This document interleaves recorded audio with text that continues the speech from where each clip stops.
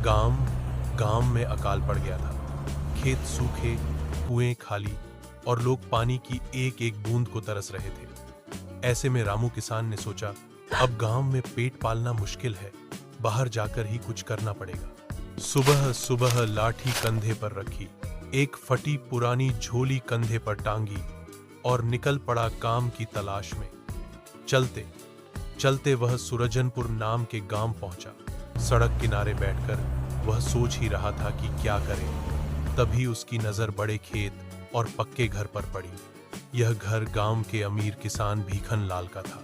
रामू ने हिम्मत करके आंगन में कदम रखा।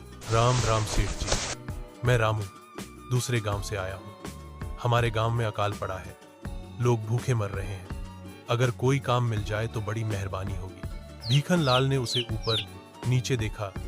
अरे हाय हाय, हालत तो देखो तुम्हारी। एक काम तो है, पर लगता नहीं तुमसे होगा। रामू ने दोनों हाथ जोड़ लिए। सेठ जी, पेट की खातिर कोई भी काम करूंगा। तो सुन, मेरे पास 35 गाय, 45 भैंसे हैं। रोज उनका गोबर साफ करना, सुबह शाम चारा पानी देना।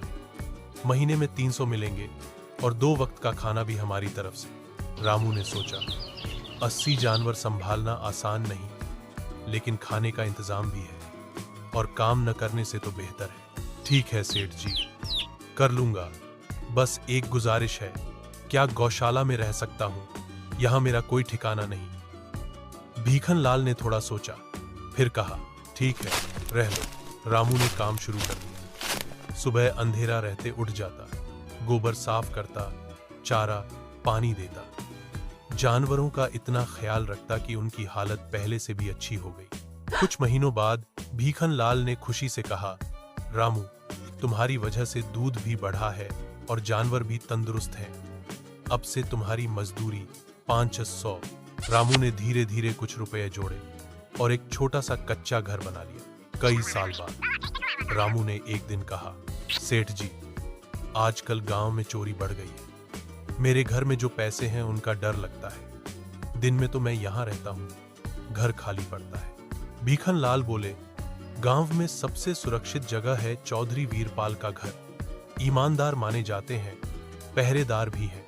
रामू सेठ की बात मानकर वीरपाल चौधरी के पास गया और 6,800 सौंपते हुए बोला, आपकी ईमानदारी के बारे में सुना है, इसीलिए पैसे आपके पास रख रहा हूं। वीरपाल मुस्कुराए, तुम निश्चिंत रहो, सुरक्षित रहेंगे। 2 साल बाद रामू ने तय किया कि अब अपनी जमीन लेकर खेती करे। वह पैसे लेने गया।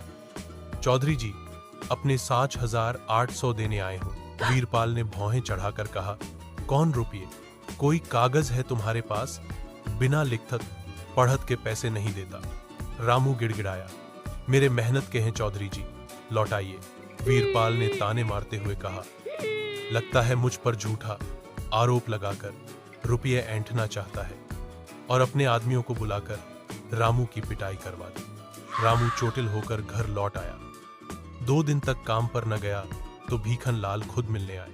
सब सुनकर बोले, गलती मेरी है, मैंने ही भेजा था, पर मेरे पास एक तरकीब है जिससे रुपए वापस आ सकते हैं। अगले दिन भीखन लाल ही से 9,000 लेकर वीरपाल के पास पहुंचे।